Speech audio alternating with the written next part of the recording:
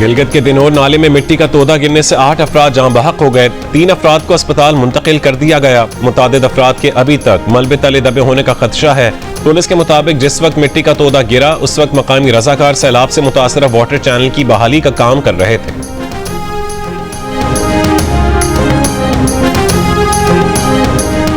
گلگت بلتستان میں گلیشیر پگھلنے سے سیلاب کی تباہ کاریوں کا سلسلہ جاری۔ ترجمان صوبائی حکومت کا کہنا ہے کہ سیلاب سے متصل آبادیوں کی زمینوں کو شدید نقصان پہنچا ہے۔ سیلاب سے لوگوں کی زرعی زمینیں متاثر اور درخت بہہ گئے۔ قراقرم ہائی وے بھی متاثر، شاہراہ ہنزا ایک بار پھر بند۔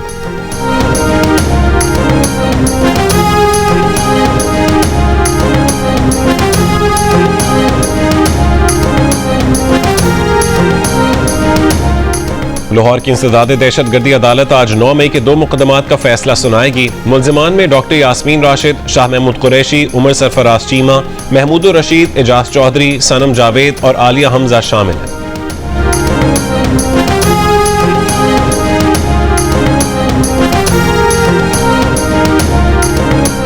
کراچی کے راشد منہاس روڈ پر گزشتہ روز ٹریفک حادثے کے بعد 7 ڈمپروں کو نظر آتش کیے جانے کی تفتیش کے لیے 4 رکنی کمیٹی بنا دی گئی۔ انویسٹیگیشن ٹیم کے سربراہ D I G west Irfan Baloch ہوں گے۔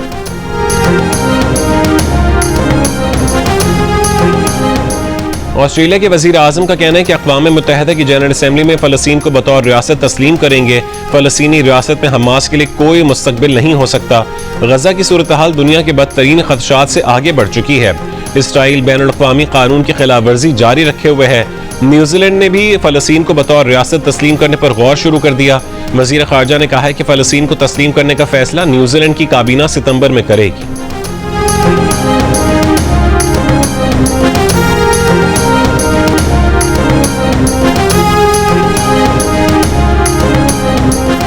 ترکی کے صوبے بالکسر میں گزشتہ رات آنے والے 6.1 شدت کے زلزلے سے 1 شخص ہلاک اور 29 زخمی ہوئے۔ ترکی ڈیزاسٹر مینجمنٹ اتھارٹی کے مطابق زلزلے سے 16 عمارتیں زمیں بوس ہو گئیں۔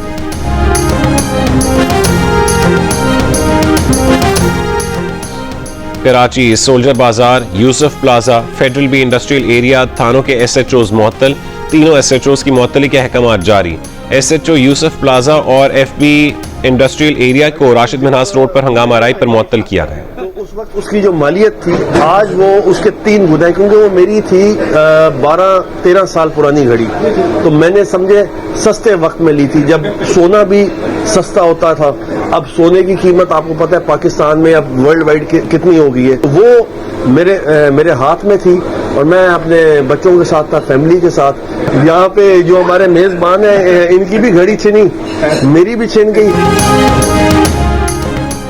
چیئرمین سینٹ رضا گیلانی کے بیٹے اور ممبر قومی اسمبلی سید عبدالقادر گیلانی بارسلونا میں قیمتی گھڑی سے محروم ہو گئے۔ چور گھڑی چھین کر لے گئے۔ گھڑی کی مالیت 56,000 یورو تھی، جو پاکستانی کرنسی میں 1,85,00,000 روپے بنتی ہے۔ عبدالقادر گیلانی بارسلونا میں سیر و تفریح کے لیے گئے۔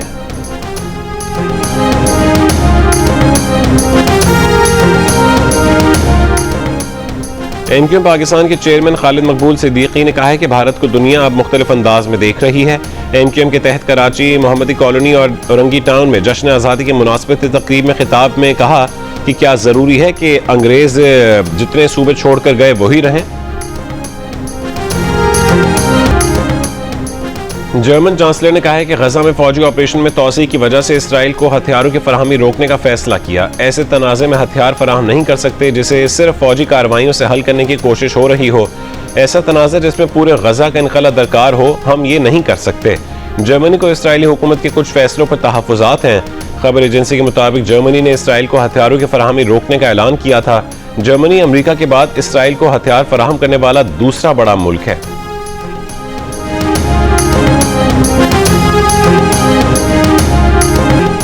غزہ میں اسرائیلی مظالم کے خلاف دنیا بھر میں احتجاج۔ ترکی کے شہر استنبول میں ہزاروں افراد کی احتجاجی ریلی۔ غزہ جنگ فوری روکنے کا مطالبہ۔ چلی کے دارالحکومت سینتیاگو میں خالی برتن بجا کر غزہ میں جبری قحط کے خلاف احتجاجی مارچ۔ ارجنٹائن میں بھی فلسطینیوں سے اظہار یکجہتی۔ دارالحکومت بیونس آئرس میں سینکڑوں لوگوں نے غزہ میں جاری نسل کشی بند کرنے کا مطالبہ کیا۔ تل ابیب میں یرغمالیوں کے اہل خانہ کا نتنیاہو حکومت سے غزہ جنگ ختم کرنے کا مطالبہ۔ 17 اگست کو ملک گیر ہڑتال کی کال دے دی۔ غزہ میں فلسطینی قتل عام کے دوران عالمی شہرت یافتہ فلسطینی فٹ بالر سلیمان عبید سمیت 662 فلسطینی کھلاڑی اور سپورٹس عہدیدار شہید کیے جا چکے۔ فلسطینی فٹ بال ایسوسی ایشن کے مطابق غزہ اور مقبوضہ مغربی کنارے میں صہیونی فوج نے کھیلوں کے 288 میدان، اسٹیڈیم، جم اور کلبز تباہ کیے۔ غزہ میں فلسطینی فٹ بال ایسوسی ایشن کا ہیڈ کوارٹر بھی اسرائیلی بمباری سے تباہ ہو گیا۔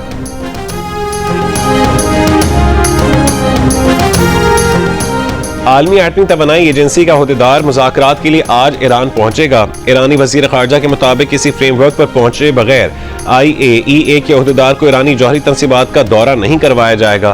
گزشتہ مہینے ایرانی پارلیمنٹ نے عالمی ایٹمی توانائی ایجنسی سے تعاون معطل کرنے کا قانون پاس کیا تھا۔ IAEA کا ایرانی جوہری تنصیبات کا دورہ اب ایرانی سپریم نیشنل سیکیورٹی کونسل کی منظوری سے ہی ممکن ہوگا۔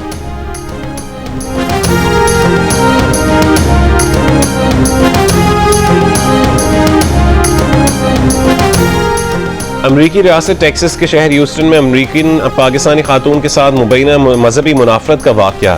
ایک شخص خاتون کو کانکریٹ پر دھکا دے کر فرار ہو گیا۔ منہ کے بل گرنے سے خاتون کی ناک کی ہڈی ٹوٹ گئی۔ خاتون کے بیٹے محمد ظہیر کا کہنا ہے کہ واقعہ منافرت پر مبنی جرم ہے، کیونکہ اس کی والدہ سکارف پہنے ہوئے تھیں اور ممکنہ طور پر حملہ آور نے انہیں مسلمان خاتون سمجھ کر نشانہ بنایا۔ پولیس کو رپورٹ درج کروا دی گئی۔ پولیس کا کہنا ہے کہ ملزم کو گرفتار کر لیا گیا تو اسے سنگین جرم میں ملوث ہونے کے الزام کا سامنا ہو۔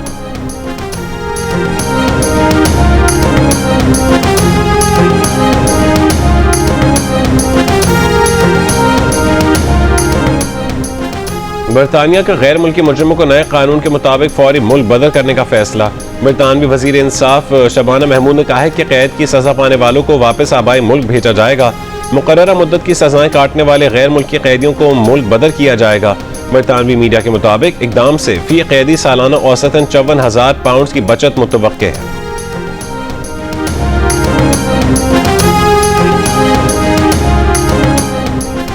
جنوبی امریکہ کے ملک ایکواڈور میں نائٹ کلب کے باہر فائرنگ سے 8 افراد ہلاک ہو گئے۔ فائرنگ کی وجہ جاننے کے لیے تحقیقات جاری ہیں۔ سکھ فار جسٹس کے سربراہ گرپت ونت سنگھ پنو نے کہا ہے کہ خالصتان پر 17 اگست کو امریکہ میں ریفرینڈم ہوگا۔ ہماچل پردیش، ہریانہ، راجستھان، یوپی کے کچھ علاقے اور دلی خالصتان میں شامل ہیں۔ بھارتی حکومت کی جانب سے مسلسل سکھوں پر پابندیاں لگائی جا رہی ہیں۔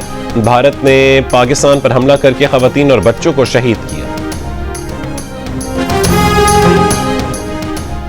پاکستان کے معروف عالم دین مفتی محمد تقی عثمانی کے حماس کے رہنما خالد مشعل سے دوحہ میں ملاقات میں فلسطین کی صورتحال پر گفتگو کی گئی۔ مری میں 12 سے 14 اگست تک 3 دن کے لیے دفعہ 144 نافذ۔ نوٹیفیکیشن کے مطابق مری مال روڈ پر 3 دن صرف سیاح فیملیز کو آنے کی اجازت ہوگی۔ یہاں زیادہ ہے، مجھے جہاں تک لگ رہا ہے پبلک یہاں زیادہ ہے، مطلب فیملیز بھی کمفرٹ فیل کر رہی ہیں، ہم گرلز بھی کمفرٹ فیل کر رہی ہیں۔ یہاں پہ بہت مزہ آیا، بہت انجوائے کیا ہم نے۔ بہت اچھا پروگرام تھا، بہت زبردست، بہت مزہ آیا، ڈسپلن بہت زیادہ تھا۔ بہت اچھا لگ رہا ہے پروگرام، کیونکہ آنے اس پروگرام بہت اچھا ہوا۔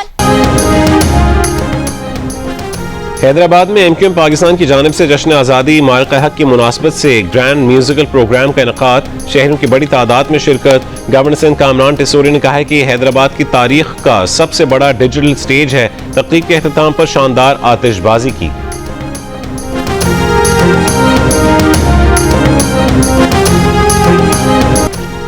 حکومت سندھ کی طرف سے سکھر میں مارق حق جشن آزادی mega musical concert, municipal stadium میں عوام کی بڑی تعداد میں شرکت۔ راحت فتح علی خان اور عاصم اظہر سمیت دیگر گلوکاروں کی شاندار پرفارمنس، شائقین جھوم اٹھے، آتش بازی سے بھی لطف اندوز ہوئے۔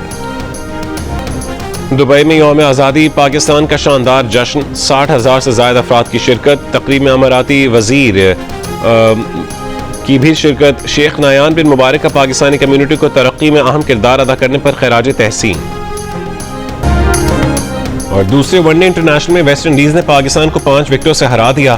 بارش سے متاثرہ میچ میں پاکستان نے پہلے کھیلتے ہوئے 37 اوورز میں 7 وکٹوں پر 171 رنز بنائے۔ ہوم ٹیم کو 35 اوورز میں 181 رنز کا ہدف ملا، جو اس نے 10 گیندوں پہلے ہی حاصل کر لیا۔